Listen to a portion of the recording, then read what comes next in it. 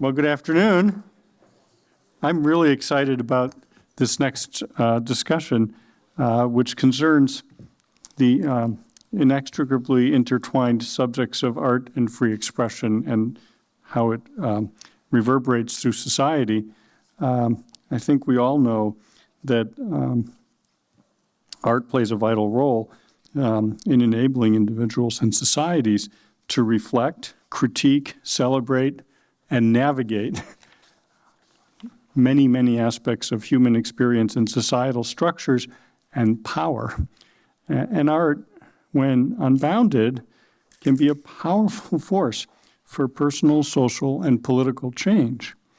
So I think it's a very, very deep topic, and I'm excited about this particular discussion because of the wonderful juxtaposition that we've got here, or the wonderful confluence even. Of course, David Rubenstein is the chair of our board, so whatever I say next, he is my boss. And I'm very grateful for that.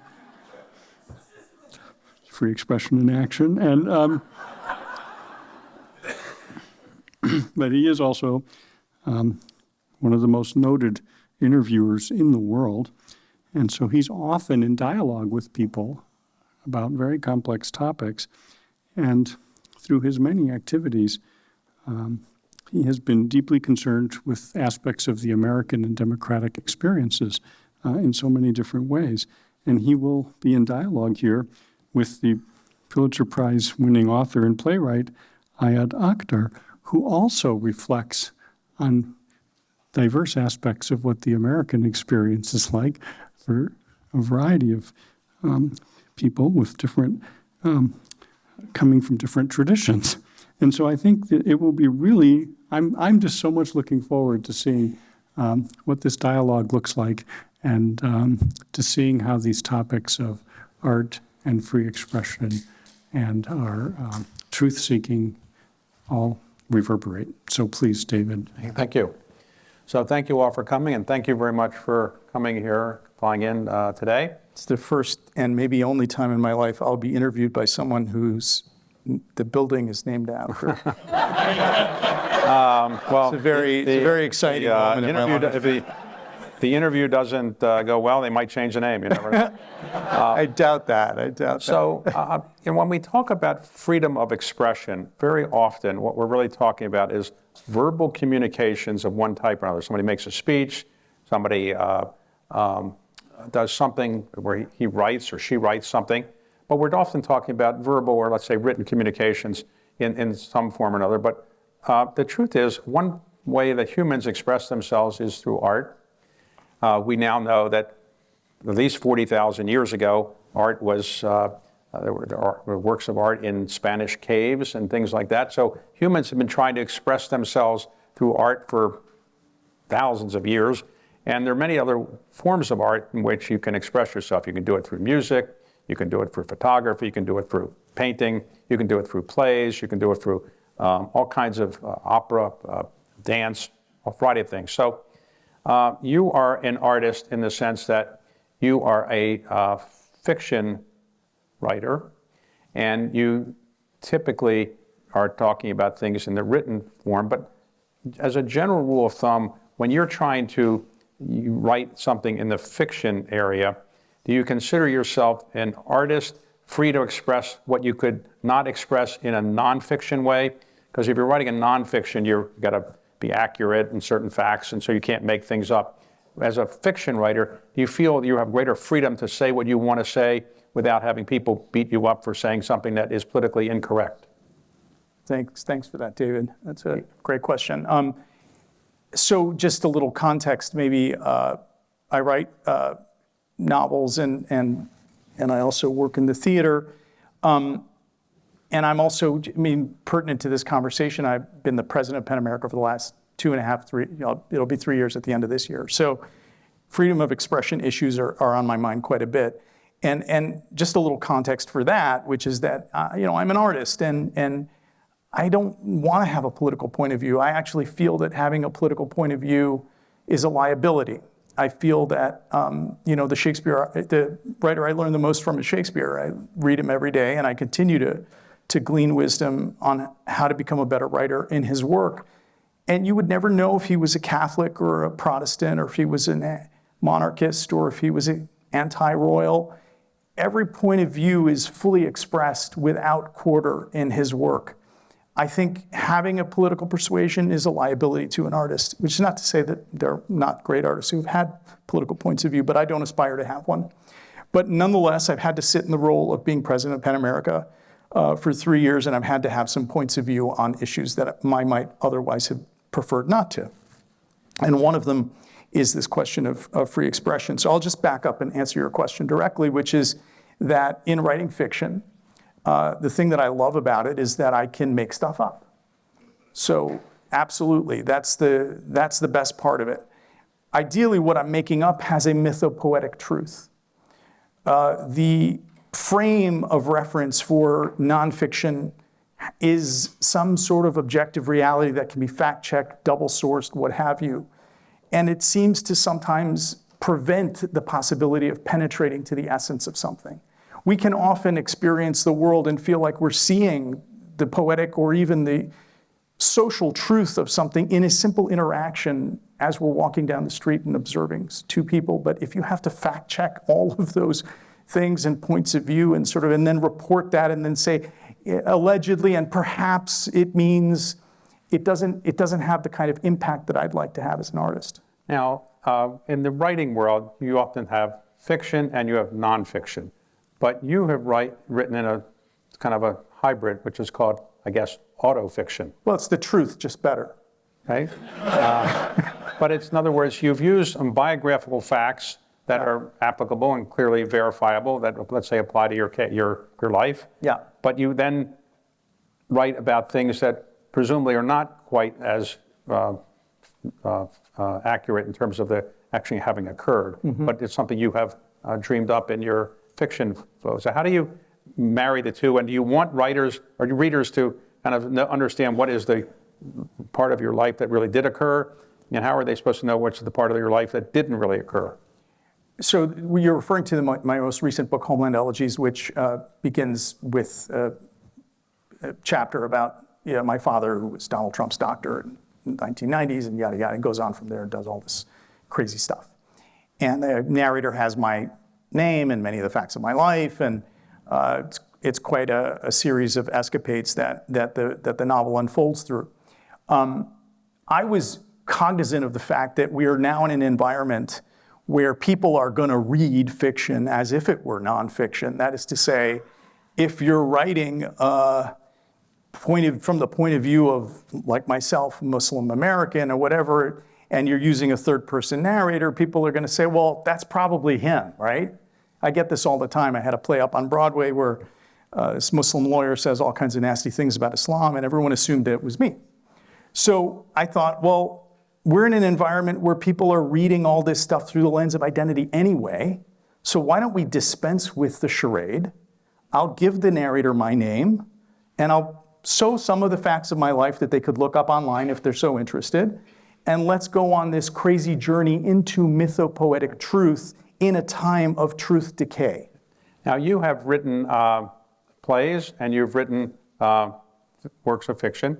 It's rare, relatively speaking, to be a great playwright. You won a Pulitzer Prize for one of your plays, but also to be a best-selling author as well in terms of fiction. So how many people have you thought of or know of who actually do both genres, would write plays as well as you have written up yours and write fiction works? I don't talk about the competition, David. Well, let's say they're Thornton Wilder is probably the most famous American writer to have done both well. I'm not sure I do them both well, but some people, I suppose, feel that I do. So, and of course, the other great writer of note historically who was consummate artist in both forms was Chekhov. But there are not a ton of writers who do both. When you won the Pulitzer Prize for one of your plays, how do they just call you up and tell you they're going to nominate you, or they just call you at home and say you won, or how does that work? Well, I can tell you how it worked in my case. They just called you. I guess. Did you know we were nominated? They didn't call me. The press agent for Lincoln Center, where my show had been up, called me. This guy named Philip. And he said, "Hey, Ed, you just won the Pulitzer Prize." I said, "Philip, is this a joke?" He said, "No, it's not a joke. I've got the AP on the line. They want to talk to you." So he clicks me over to the AP, and 30 seconds after I found out that I'd won the Pulitzer, I'm talking to a journalist who says, it's Mark Kennedy, is a friend, somebody who's since become a friend. Mark Kennedy says, "Hey, Ed, congratulations. How do you feel about having won the Pulitzer Prize?" I said, "Well, I'm kind of shocked, Mark." And so the next day, AP service runs this story, Akhtar shocked at Pulitzer win. So now, What was I supposed to say? for those who don't know your background, our parents were from Pakistan, is that right? And Yeah. they moved ultimately from Staten Island, where you were born, to Milwaukee. Right. And so you grew up in Milwaukee. Yeah. And what was the? Why do you say Milwaukee like that? That's correct. How do you say it? No, you're saying it correctly. I don't know. Where'd you grow up? Well, I'm from Baltimore. Oh, okay. So, All right. but okay, so what's the appeal of growing up in Milwaukee? By the What's way? the appeal of it? Yeah, I mean, what was the fun of? I mean, was it? I mean, we're enjoyable? I in don't know. Chicago, so I don't think there's any appeal. But you must. I mean, have sort of Aaron enjoyed Rodgers has owned the Chicago Bears. But did you other than that- enjoy your childhood in Milwaukee? I did. I grew up in the western suburbs of Milwaukee. It was actually very, very Republican part of the state now, which I only mention just because when I say that I grew up in a Waukesha, people are like, "Oh my God, it must have been horrible." In New York, if they have any understanding of the political landscape. And it was not horrible at all. I found folks in Wisconsin to be incredibly open-hearted and welcoming. I never felt excluded. I never felt like an outsider. And if I did feel different, I basically was taught in my family that we were different and we were better. So you should feel bad for them that they're not more like us. Now, your parents were medical doctors? Yes, they were, yeah. And did they put pressure on you to be a medical doctor? Yeah, they did. I mean, I think my dad felt it was a lost cause early on because he made me give him a shot when I was 3 years old and I fainted. And I didn't ever wanted to see blood. And the whole medical thing was something that was not going to. And then I started reading a lot in high school and, what, you're staring at paper all day long. Would you go outside and do something for God's sake? Do something with your life. Staring at paper like it's going to accomplish anything. This is the father I had who, I became a writer. My mom, I think, was more enamored with the idea that I would, become a writer and maybe be successful. It was funny when I won the Pulitzer, or when they called, or when Philip Rinaldi called me to tell me I won the Pulitzer. I didn't, for me, it was a huge life-changing event, but I immediately went into this mode where I thought, okay, nothing good can come from this, because either I'm going to believe that I deserve this and I'm going to start being disconnected from my weaknesses as a writer, which I need to continue to work on to get better, or I'm going to believe that I don't deserve it and I'm going to start writing defensively to prove to the world that I actually do. But where it was a dilemma for me, it was not a dilemma for my parents. I mean, my dad called me 2 or 3 weeks after winning the prize, and he said, I cannot, the techs, the doctors, the nurses, everybody coming up to me to say, "Do you know what your son did? He won a Pulitzer Prize." I didn't know what it was, this Pulitzer. But clearly very impressive, and I will tell you something, now when they are going to talk about Milwaukee, they're not going to say M. Akhtar, they're going to say A. Akhtar. And then he ended that with, "I'm very proud of you." It's the only time that he ever said that. And my mom, I think, got way more pleasure out of it than even he did. So, it was interesting to experience how much they yearned and longed to be accepted as Americans, a country they didn't really understand, even though my father flourished as a businessman and as a doctor here. I don't think he ever got it, and I don't think they ever imagined that somehow they could exist in a way that other Americans would admire them the way they admired other Americans. And somehow I think that they saw my success in some frame of reference like that. Now, you went to Brown and you did theater and other kinds of things there. And, Yeah. and the time you went to Brown and the time you graduated, did you have any doubt that you wanted to be a professional writer? I had lots of doubts, David, yeah. I struggled a lot. You know, I had a high school teacher who changed my life when I was 15 in Milwaukee, outside of Milwaukee. And she was an extraordinary, extraordinary figure. She actually just passed away last year. And so she did not actually encourage me to become a writer. She was a literature professor, and she had changed a lot of kids' lives. She's a remarkable woman. When I met her, just a little aside, when I met her, she was in her mid-50s. She'd been through 5 husbands. She lived on 40 acres of land north of Milwaukee, where she tended a farm-sized garden every morning before coming into work. She had 10 Great Danes who she would walk every morning. And she would walk into class, and she had this regal bearing that was totally unaffected, and that was, you know, kids did not like talk in her class or not do their homework. I mean, she commanded us, and she commanded our development.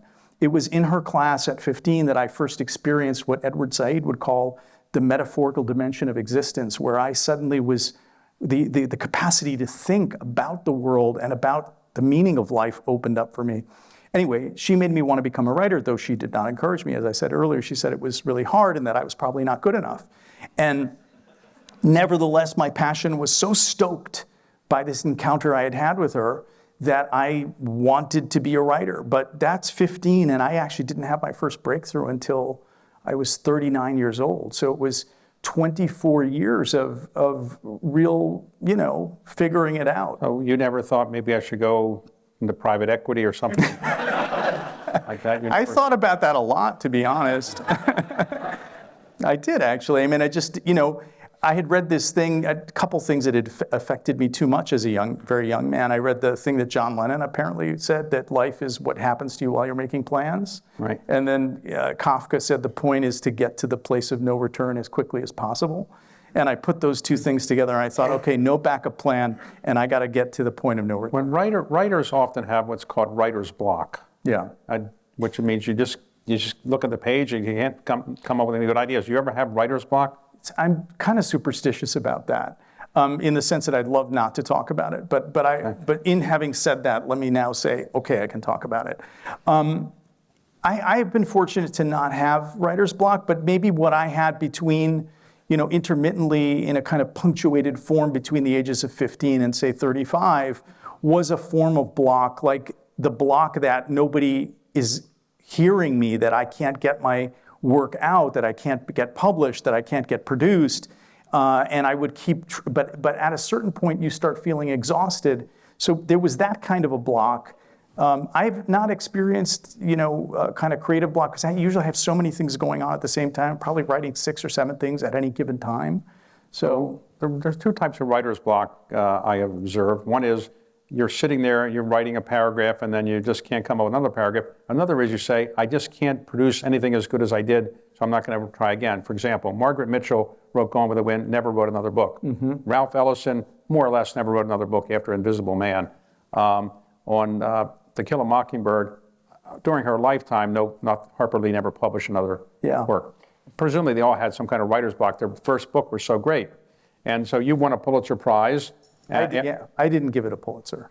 I mean, in the sense that I remember that I won. I was in London. We were actually in rehearsal for a show, that play to go up in London, and I was rewriting it as I learned that it won the Pulitzer. And then the New York Times did a piece about the play going up and had mentioned that I had rewritten the play since winning the Pulitzer, which was something that writers didn't often do. To which my response in the New York Times article was, I didn't give it a Pulitzer. So I knew it needed work, okay, and that it won an award is not going to change the fact that it needed work. You know, it's interesting. It's an interesting question, because embedded in that is the sense of expectation and what you're doing it for. And so in my case, I am always trying to make the work better. And so until I can release a work because I feel like I've done everything I can to make it better, I'm not going to stop. And it doesn't matter what people think. Okay, so on a typical day, you sit down, you get up, maybe you exercise, maybe you have breakfast, you sit down in front of a computer. Do you write on a computer or you write on longhand? On a computer. All right, so you sit in front of the computer, and some writers I know say they want to write 1,500 words a day, then they're done. Some will say they write all day until they just can't think anymore. What is your style? Do you write until you can't think anymore? Do you have so many words and you say, I'm done those number of words a day and I can do something else?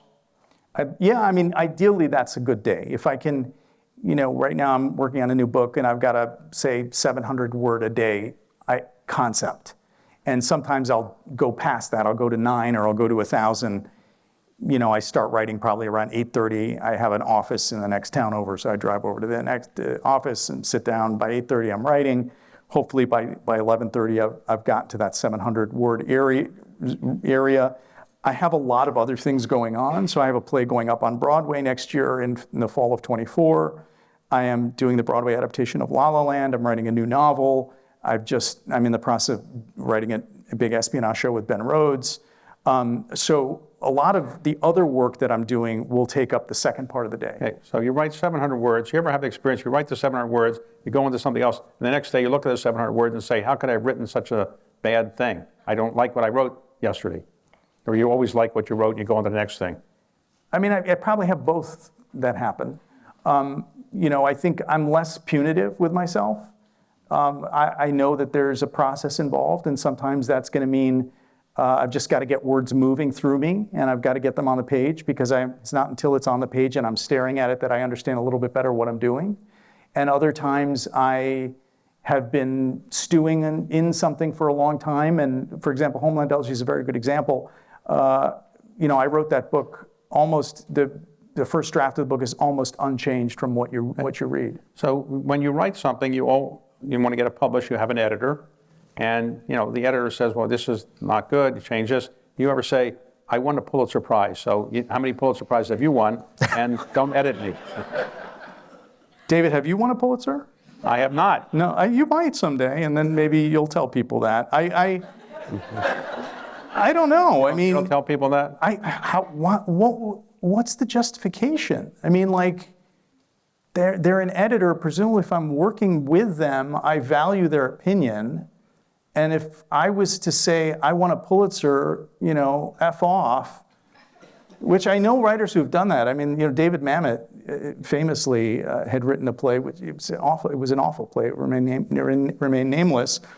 And somebody tried to give him notes and said, well, when you won a Pulitzer, you can give me notes. So, I think his work has suffered from that attitude. So if you have a point of view on something, let's say it's a political point of view, you think something is going bad with the government, you could get published easily a op-ed article. Yeah. But is it easier for you to write something in fiction because you think you'll be less criticized for it, or you can more freely express yourself in a fiction work than in an op-ed or something like that? I'm not so concerned about being criticized. It doesn't motivate me to figure out a way to be less criticized versus to it. The op-ed is a weird form, because the situation with discourse is that in an op-ed, the one who is speaking is asserting a proposition that the audience then, in a way, structurally has to play the antagonist to, which is very different than drama. Drama, the audience is free to engage with a multivalent discourse in front of them. So the proposition is not that the writer is proposing something that they have to either agree or disagree with. It isn't an act of persuasion.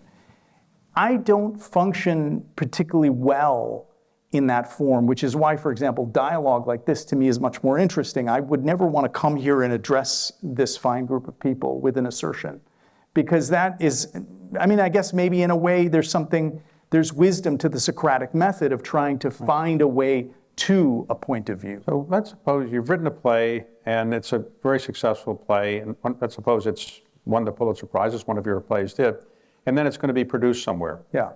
So do you go to the auditions and watch it and say to the director, you don't know what you're doing here, this isn't what I meant, and you don't have an understanding I have a Pulitzer and you don't. Right, you don't say that.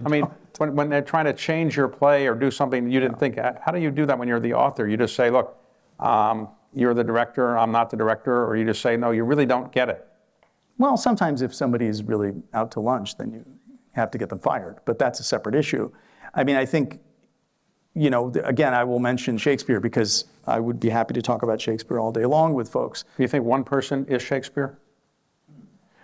So let me continue with my response, which is that, you know, I look at Shakespeare and I don't see a writer who gets more value and more mileage out of his work than Shakespeare does.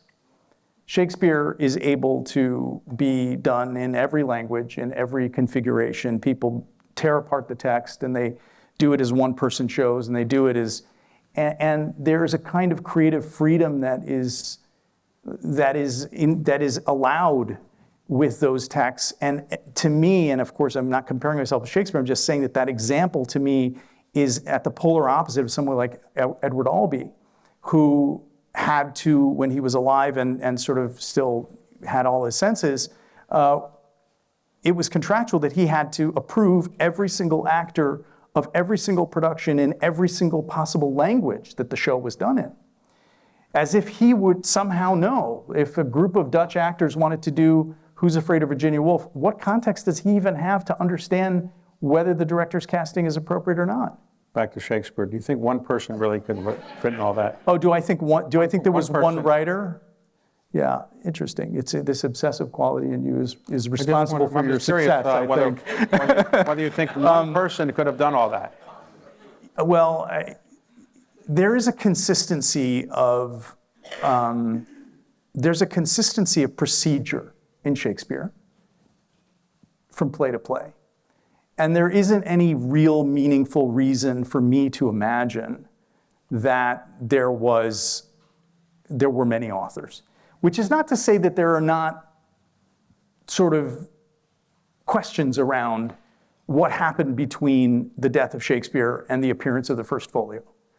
So it's not as if that is a completely answered question. So there may have been interpolations in the text, and there may have been actors or managers who were involved who remembered things differently or embellished. There may have been some very talented people involved in that transmission process.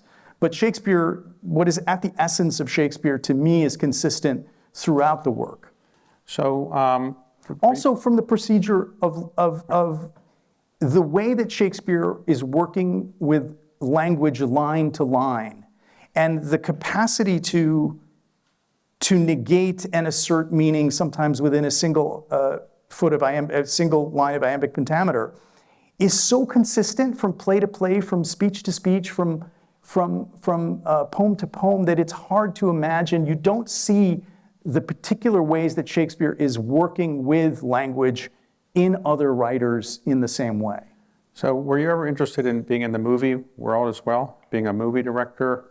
I was never, this is a fascinating conversation. I was never interested in being a movie director, but what's the reason you asked me about I thought that? I watched an interview you gave. You're obsessively watching movies for a period of time in your life. I get obsessive about things. So my second year in college, I got obsessed with Freud and worked my way through half the collected works of Freud, and then did the same with Jung. My third year in college, I decided I wanted to learn French and became an insane person with all my friends. I was listening to French cassettes all day long. I was sleeping to French cassettes, and I jumped from 101 to 204 within one semester. And then the next year I was in a graduate seminar for French. And then I got out of school and I got interested in finance. My dad made a deal with me. He said, what the kid is staring at paper, reading poems. What the hell is he gonna do with his life? For God's sake, what are we gonna?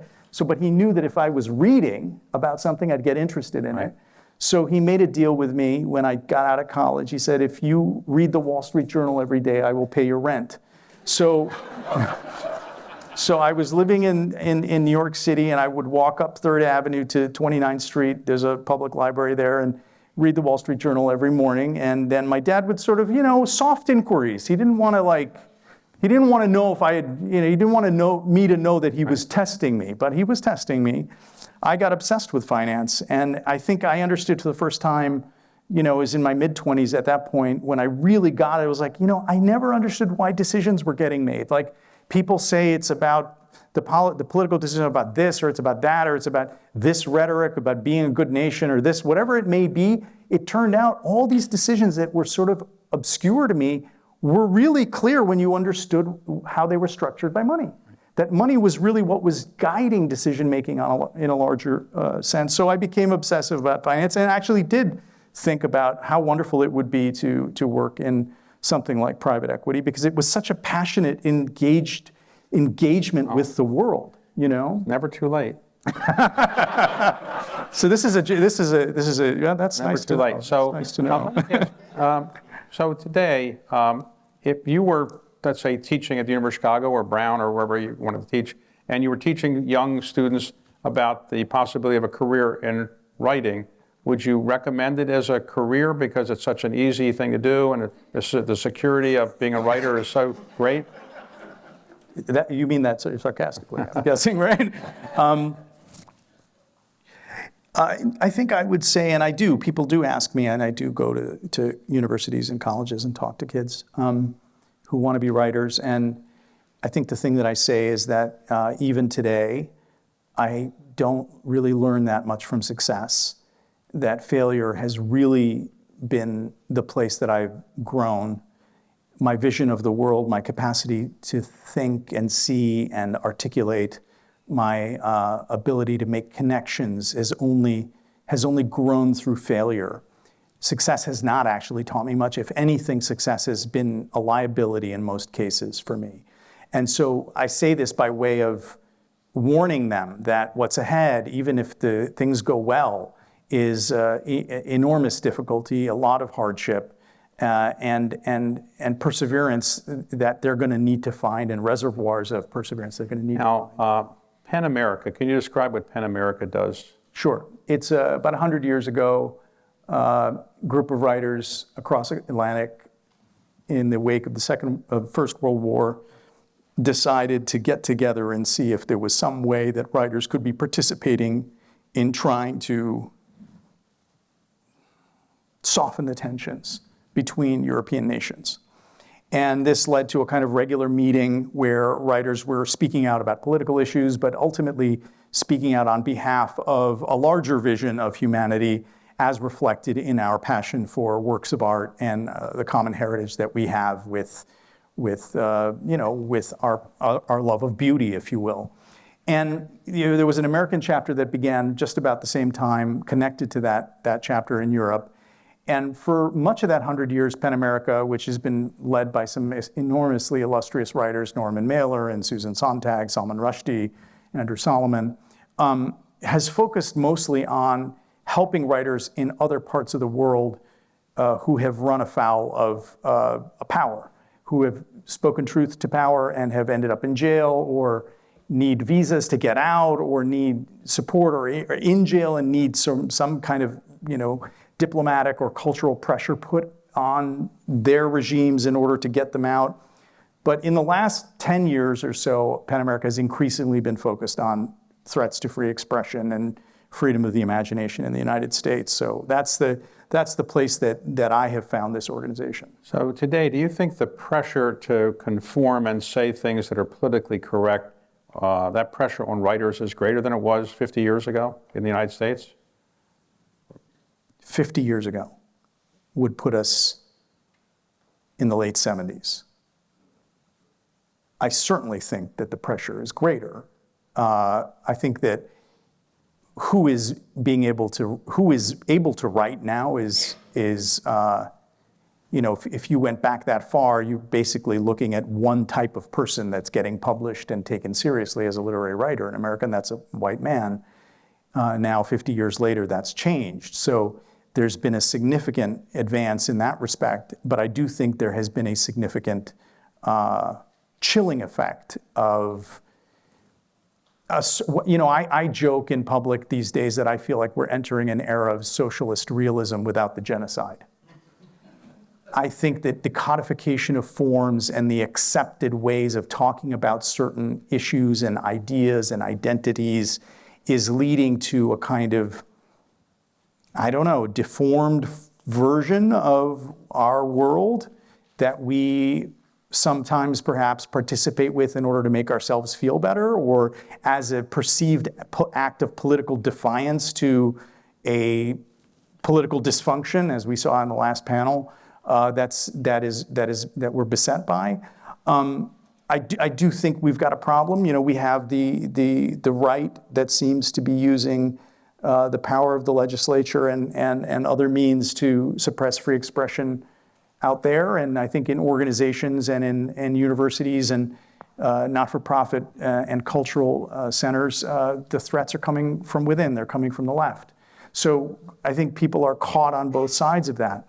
Writers, I think, do fear. I mean, Chimamanda has been very eloquent about the self-censorship she has been engaged in with herself and her fears about what it means for writers. Kazuo Ishiguro had an address a couple of years ago in which he spoke, I think, quite eloquently and tenderly about his concern for young writers coming of age today, and how a career like his, in which almost none of his works are told from his point of view, would be possible perhaps today. So today, we've gone through a period of time, let's say 50 years ago, people writing about the Vietnam War saying it was unjust, it was unfair, it was racist, were heavily criticized in the United States. Many writers were vilified. Do you think that today people can write about the U.S. foreign wars or things like we do overseas or in the United States and avoid the kind of criticism that many of those critics of the Vietnam War had, or you think we're as bad as we were then? It sounds like a version of the same question. Let me try to answer it maybe a little bit differently. I think that our politics and our nation has changed a lot in some ways, and some of those changes have been really great. I think that one of the things that maybe has changed that's not so great is reflected in part by the polarization that we're dealing with and some of the downstream effects that has on free expression, on freedom of the imagination. I hear an argument quite a bit these days, which I don't take seriously anymore. I tried to for a while, but I just can't, about the harms of speech holding an equal claim on us as the freedom to speak or the freedom to think. And I think it's a disqualifying argument, because I think that, and let me give you a little context for why I believe that, and I think there's an emotional reason why I believe it, and I think there's an intellectual reason why I believe it. The emotional reason has to do with my history. I grew up in Milwaukee, Wisconsin, as you rightly pointed out, a wonderful place to grow up, as I answered you, and in part in a conservative Muslim community there. It was a small community, but it was conservative. It was very tightly knit. And we had a mosque on the south side, which had been hard to put together. You'd sort of figure out the sort of local ordinances and raise enough money for it and whatnot. But anyway, we'd had it built by the mid-'80s, and we were congregating there pretty regularly. My dad, not so much, because he really hated all that stuff. But I, as a young kid, was very obsessive about religion and very, very faithful.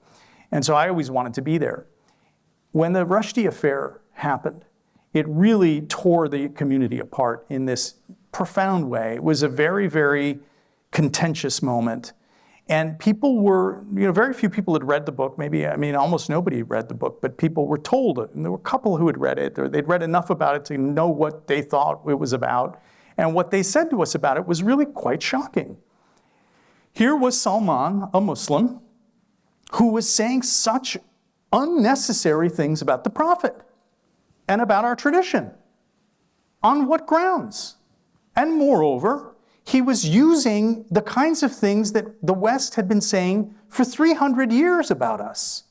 He was using the same stories that those motherfuckers, pardon my French, I know this is your building, had been saying about us to justify taking our land, taking our resources, killing us, thinking that they were superior to us. This is Salman? This is what Salman is doing? Why? Of course he deserves what he's getting. He deserves it. That was the feeling in the community. And I got it. I was 18 and I felt the same way, basically. I was curious because there was so much passion around this book, and I was interested in literature now because of my teacher. And it took me about a year before I actually read the book. And when I read the book, it totally transformed me. I gave a speech introducing Salman last year in which I wrote a line, it's a little gauche to quote yourself, but I wrote this line and I can't come up with better on the spot. So I'm going to quote myself in what I said in that speech about reading that book. I said that Kafka once wrote that literature is the axe for the frozen sea inside us. And it was when I read the Satanic Verses that I heard the seismic cracking sound of centuries of frozen things breaking open inside me. What Salman had done was to transgress, to break something in the tradition, to release a kind of energy. Of course it was offensive.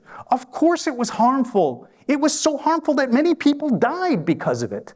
But the necessity to protect his capacity to imagine that transgressively, that abundantly, that historically is essential to artistic expression. What is the argument that the harm of speech is somehow more important than that? There is no argument. That is my feeling as president. And unfortunately, I have come to that stridency in part because of the dimming interest in free expression. And do you feel that today in the Muslim community that the same reaction that people had initially to Satanic Verses is still there, or has it changed? Let's not talk about the Muslim community. We're dealing with that kind of idiotic polarization in our country. Like, let's forget the Muslims. We're dealing with it here. That's what we're dealing with. We're dealing with, folks in Alabama who don't want their kids being exposed to the history of slavery in this country.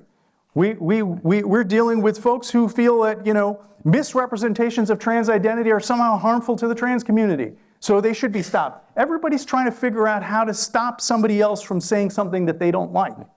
So you think it's worse than we had 25, because of social media, people have Twitter accounts, Instagram, everything. They can say whatever they want so much more freely than before and get it transmitted. Do you think social media is hurting the freedom of expression or helping it?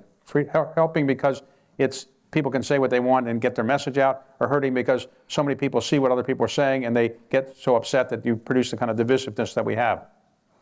I would zoom out just a little bit, and I'd say that I think that you've got your finger on something that I think is very important. I think sometimes we mislay some of the blame on social media. I think it's a much larger ecosystem. The larger ecosystem is a combination of the digital technologies in terms of the devices on which these conversations are happening, the platforms through which they're happening, but also all of the supporting sort of infrastructure that is designed to transform us into monetizable objects. So our very consciousness at this point is now in the process of creating revenue for a group of companies. Let's say six companies. And there's a centralization of power at work now that is unprecedented in the history of the world.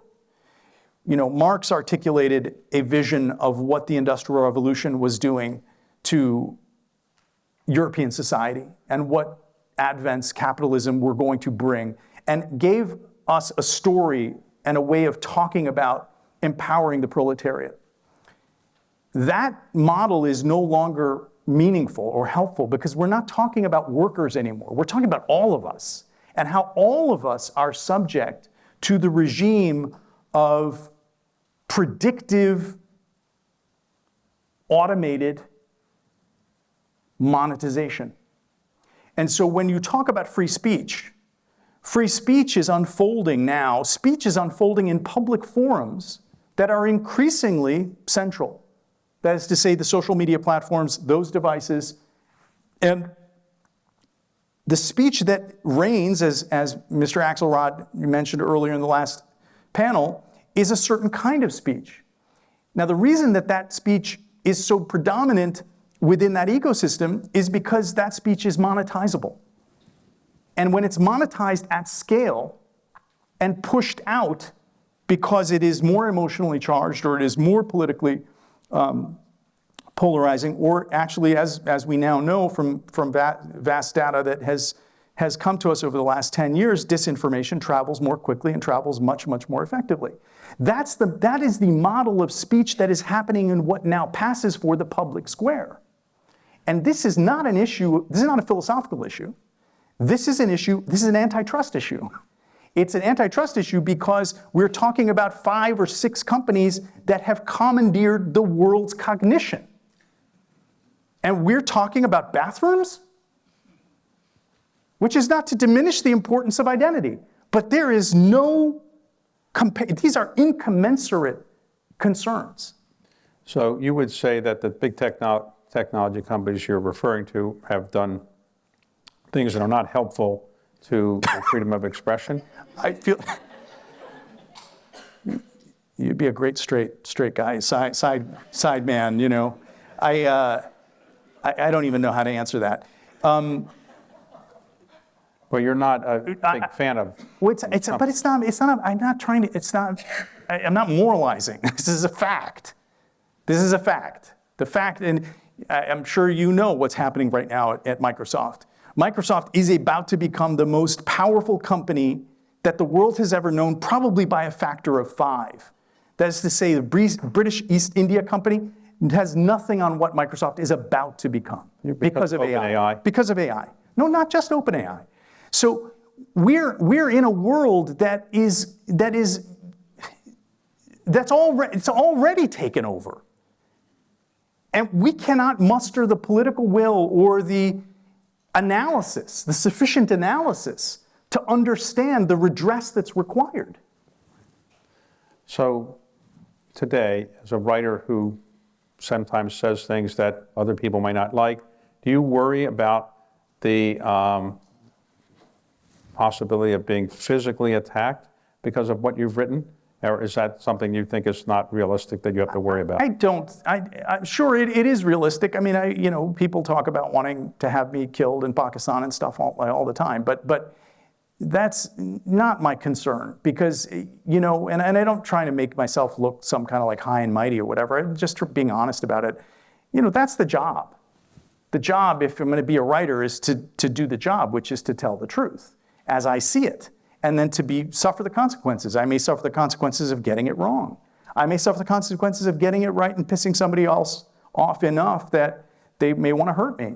That just comes with the terrain. I don't focus on it or think about it because it's just part of, and in part that probably has something to do with the example of Salman for me. Because as a young person, I read that book and I thought, it wasn't the book that sort of like made me want to become a writer, but it was a book that made me understand what it meant to be a writer.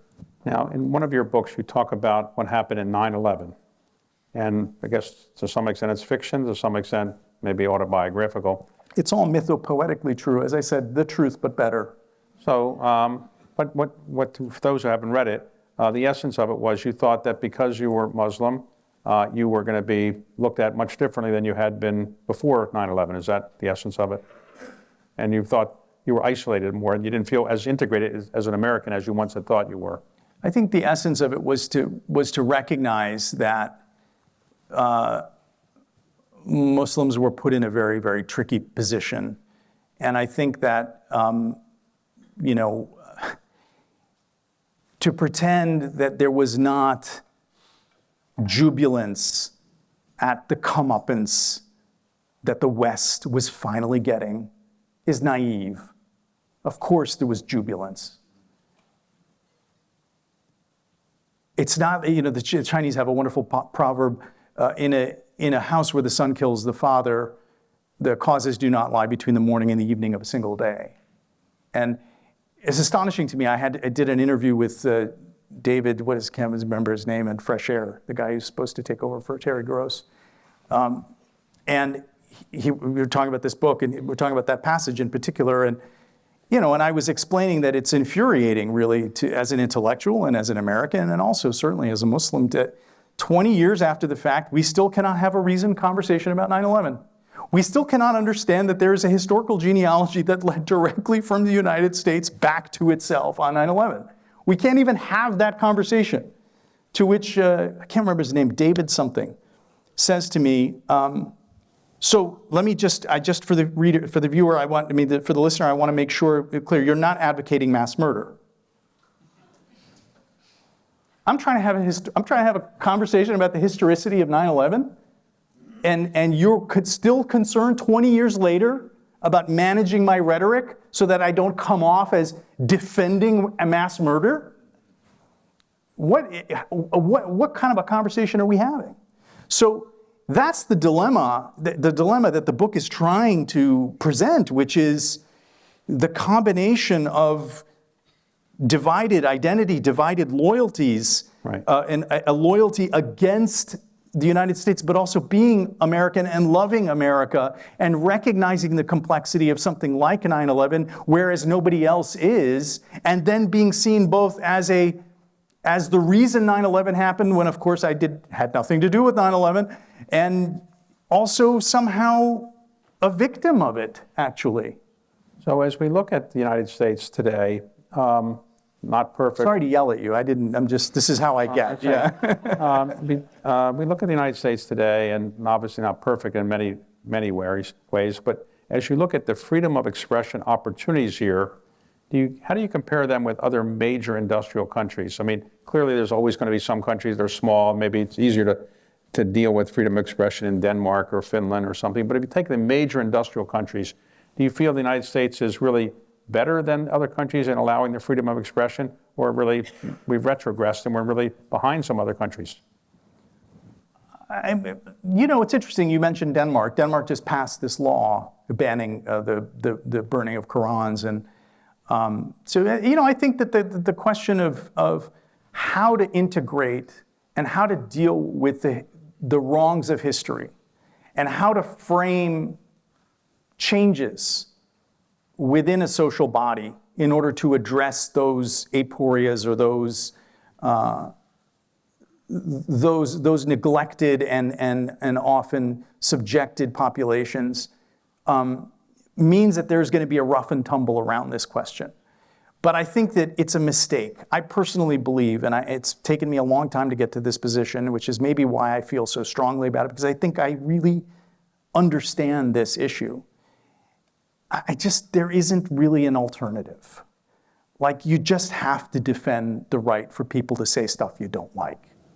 It's just unfortunate that that's the case. But if you don't do that... Okay, but in this country, do you think we are better than we were? Well, who cares whether we're better? We need to keep being better. We're seeing a dimming of interest in freedom of expression. And who cares if England is better or worse than we are? We got to be good. We've got to figure out how we can continue to frame and make compelling to the younger generation an argument for hearing points of view that they think they don't agree with.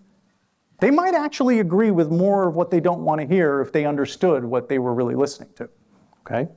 So we have time for some questions from the audience. You have, okay, you want to bring them up? Thank you both. We'll open it up now, and I'll help field questions for David and Ayad. We have mic runners, I believe, so feel free to raise your hand and jump in. Yes, please. So we're here launching a forum for free inquiry and expression, and I'm just kind of curious about how you as an artist think about the relationship between free expression and the other term that you used so frequently today. Harm? Freedom of imagination. Right. Yeah. I oversee the humanities for undergrads here, and oftentimes I'm talking to parents quite interested in of your father about their children staring at paper. Yeah. And I'm sort of curious about counsel from the advice. Yeah.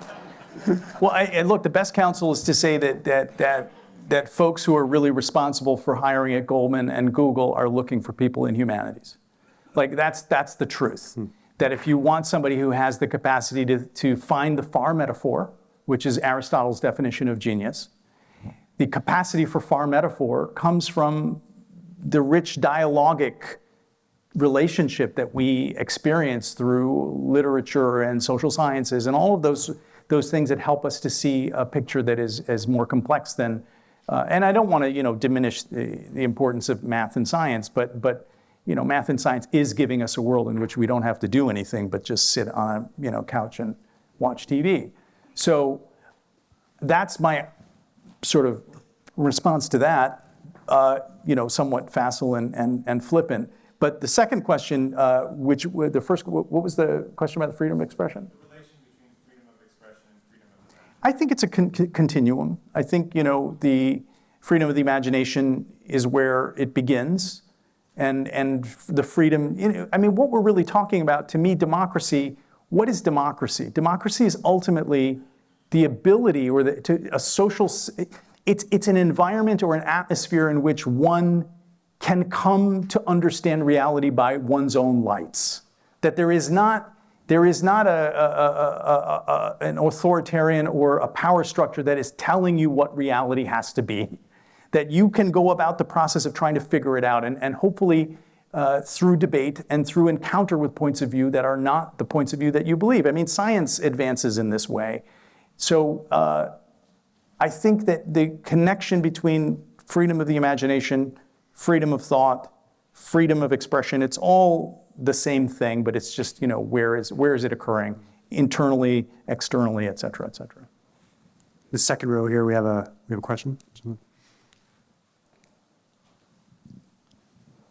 So I have a friend whose daughter went to university and she pursued arts. She what? She went to study arts. Arts. Mm-hmm. And when I met with the father, he told me they were so stressed. Of course. I asked them why. He said, because our daughter went to university up in Michigan to study arts. Yeah. But two of our sons are at the University of Michigan studying engineering. Right. And there is a general concern that there is a decline of interest in liberal arts. Yeah. What is your hope?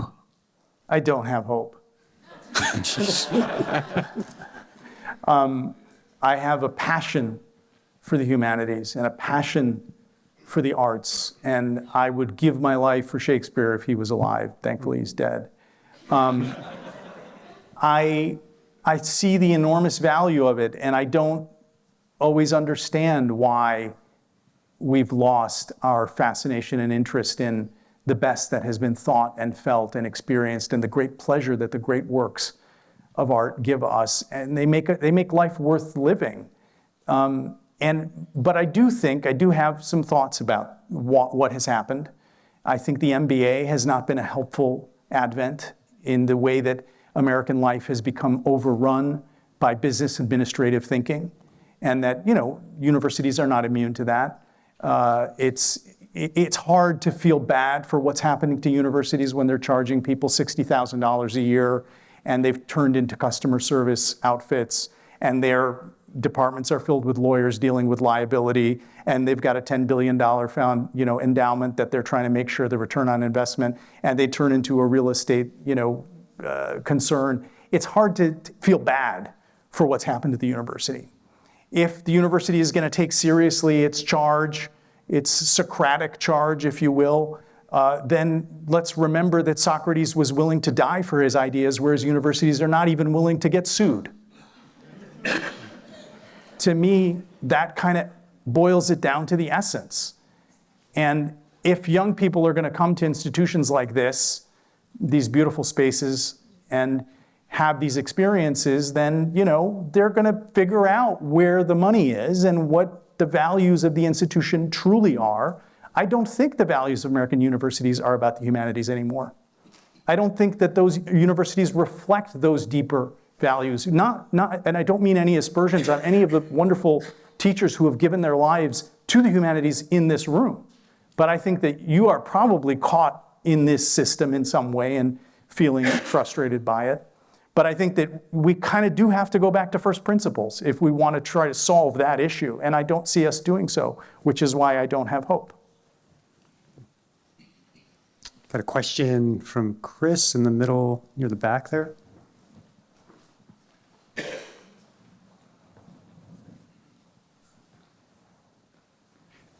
Thank you so much for your passionate and perspicacious remarks. I want to pick up on something that you mentioned at the beginning on autofiction and auto theory.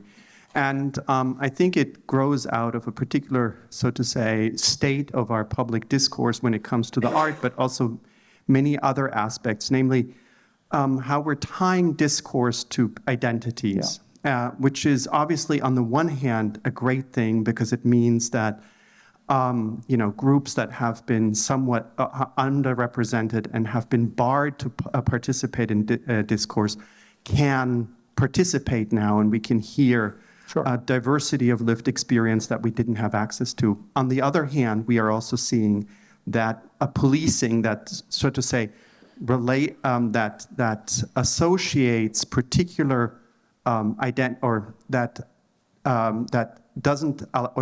polices who can speak about particular identities and who cannot speak. Yeah. And obviously, this is something that affects both your work, my work as a literary scholar, many of our work, and I just wonder how you sort of have been thinking about and navigating that kind of new, so to say, situation in terms of public discourse.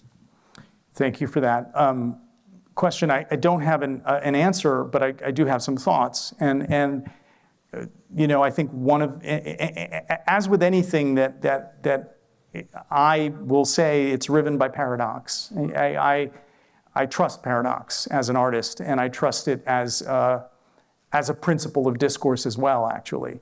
I think that as a theater artist who relishes above all the preview process.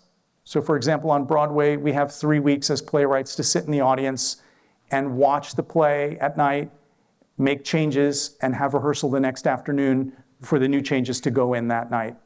And so that process of being with the audience to see the jokes that land, and when they don't land, to make better jokes, to make sure that the audience is getting the plot, that the silences you need in these areas are happening, to manage that process, sometimes to change the ending because it's not working, because it's not landing, because the intention you thought you had is actually not germane to the thing you're writing. That's the kind of artist that I am, responsive to that sort of feedback. I cannot disavow the preoccupations of the audience. So I live and die by the audience, and if the audience is going to change, I've got to figure out how to change too. As the great Austrian novelist Robert Musil once said, you cannot despise your own times without doing some damage to yourself. So I am keenly aware of that. And yet, it's outrageous what you just described. It's totally outrageous that somehow we are told, or we as artists, that some writer friends of mine would police me on social media about what I can and can't write, or that Elizabeth Gilbert would pull a novel because it had characters who lived in Russia. What universe are we living in?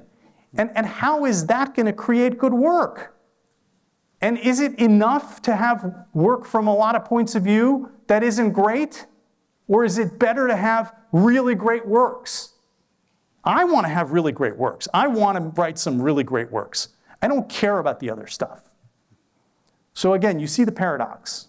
And I live inside that paradox and navigate it every day, as I've tried to do maybe less effectively today in this talk.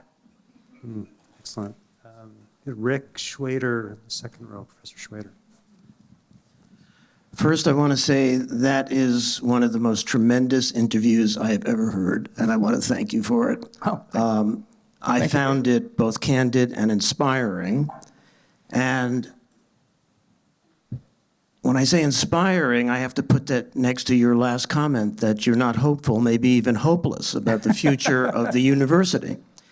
The Humboldtian image of the university was one in which it was totally insulated from the external world, so that the human imagination, curiosity, the growth of knowledge for its own sake as its own reward could happen. And I'm just wondering whether you really have no thoughts about structural changes that we might try to pursue right now in our own university, which I think must move in the direction of protecting the university from external influences and not making this the multiverse in which every part of this external society has an interest and an involvement in the university. And I'm wondering if you agree with that or have any concrete thoughts about it. Thank you for that, and thank you for the comments about inspiration. I have lots of thoughts. I think, I'm well above my pay grade here, not just because I'm in a building named after somebody that I'm on stage with, but I'm above my pay grade just because it's something that is complex, and any policy ideas are really going to be half-baked at best. I mean, I think what I would say philosophically is that, to go back to the idea of the business administration and the legal dimension of it, and that the extent to which professors, what we're looking at right now because of the transformation of higher education into a customer service model, really what's troubling about that, and I don't say this moralistically, it's observation, what's troubling is that what that really does is inverts the hierarchy of knowledge. Because what it says is that the customer knows what they need and what they want, whereas in fact the transmission of knowledge is about someone who has knowledge and someone who doesn't. And so that tension is not, those two things can't really coexist. If customer service is going to dominate, then that's what's going to change the complexion of the university. And so what I would say is the extent to which one can somehow restore or support professors within the atmosphere of the university to somehow, it's the same situation we're dealing with in public education. We've got to pay teachers better. We've got to make it a worthy thing I had Miss Durfler, who became a teacher. She was a brilliant person. She became a public school teacher of literature and changed so many kids' lives. Everything I do is an homage to her. Everything. If I didn't have her, who would I be? Thank God that there was a time when she could have 40 acres of land north of Milwaukee with a farm-sized garden on a teacher salary and whatever alimony payments she was getting from her 5 husbands. But I think it's a similar idea that we have to somehow figure out how we can support the hierarchy of knowledge, not as a tool of the abuse of power, which is a very real thing. And of course, abuse of power has to be managed, and it has to be understood as an unfortunate and often inevitable outcropping of an accumulation of power. But that cannot be enough of a justification to eradicate power entirely. And the last thing that I'd say about this, and I think this is maybe the most important thing and also the most formless. I think when you're dealing with developing young people, remarkable or unremarkable, whether they're in elementary school, whether they're in high school, whether they're in college, it's important to recognize that there is a need to push back against authority. And that we can learn from someone like D.W. Winnicott, great psychoanalyst of children, to say that in order for a child to be able to make use of their hatred, which is so essential, the primary caregiver must not change when that hatred is expressed. That there must be a receiving of the hatred, but there must not be a change. Which is not to say that we shouldn't listen to the complaints, but we're too quick to say, oh, no, you can't, you have a complaint, okay, well, I'm going to change it. We've got this department, and here's your slip for that. And we have to be willing to withstand the hatred, withstand the challenge of authority, and to meet those young people in this process. I'll add one last addendum just as a kind of anecdote to sort of contextualize the abuse that I'm willing to suffer. I was in college. I had an extraordinary relationship that I started with just kind of in the hallways of the religion department with a scholar of ancient Judaism who was an absolutely brilliant guy. And I just loved talking to him so much my first semester. It was my second semester of freshman year. And he said, oh, you should take one of my classes. So I took his class the next year, first semester sophomore year. We had our first paper 5 weeks in. I turned in my paper. It was only a 2-page paper. He saw me in the hall, and he pointed at me and said, you, get in my office. I was like, okay, what happened? What did I do? I go in the office, my paper's on his desk on the top. He grabs it, crumples it, and throws it in my face. He said, you write this shit? I thought you were smart. What's wrong with you? I was like, what do you mean? What? I wrote the paper. I mean, it's, and then he uncrumpled the paper and sat me down and for 2 hours explained to me nouns and verbs, appositive phrases, semicolons, colons, periods. People think I'm a very good writer of the English language. It's because of him. It's because of those 2 hours. There was a heightened sense. Now, I was willing. I was a kid that was like, oh, okay, you're going to teach me something? I want to learn it. I don't care where it's coming from. He loved me. And his freedom to be able to express that love, however he was going to express it, is what he was in that job for. You know, he was a professor of ancient Judaism. So, what complaint? What's the complaint? The guy gave me the 2 best hours of my life. I suspect he might be a friend of Professor Schwader's. I don't know. I think there were a couple of hands in the back, if I'm not mistaken. Gentleman in the black shirt, Jeff.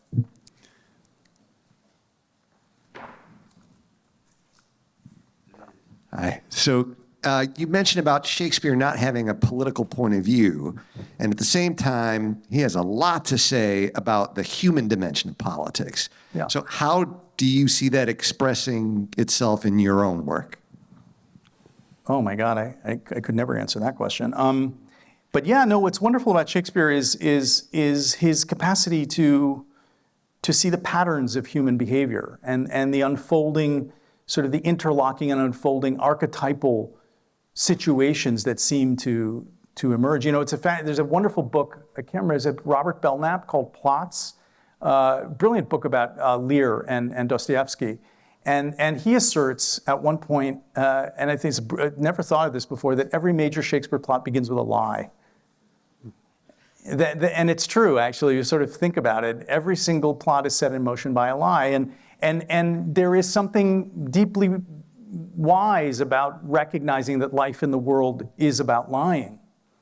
And that the only way to get to what really comes out of you, as Kierkegaard says, the screws of life will tighten upon you like the screws of a rack and will force what's truly inside you to come out.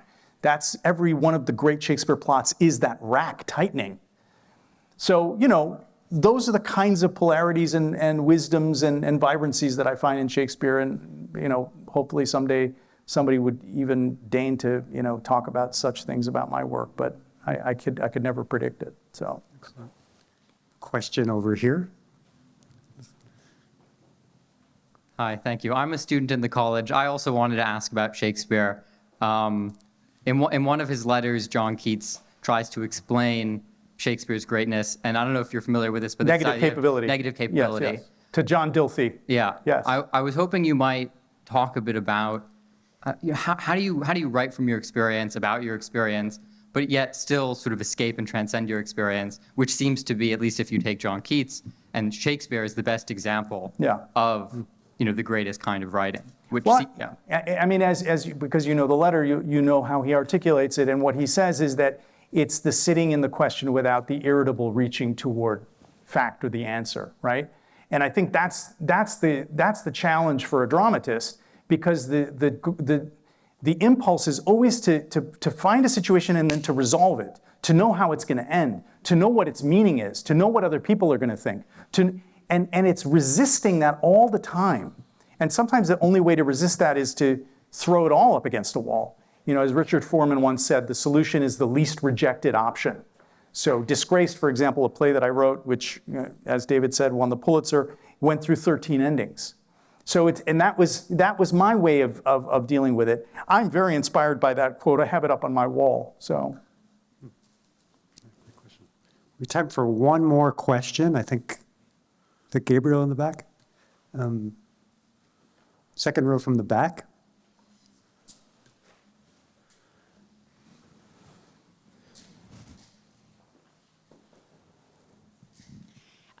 Thanks. This has been so interesting. So, you know, you began by saying that, pointing out that, you know, as an artist, you're not asserting, you're not engaged in persuasive speech.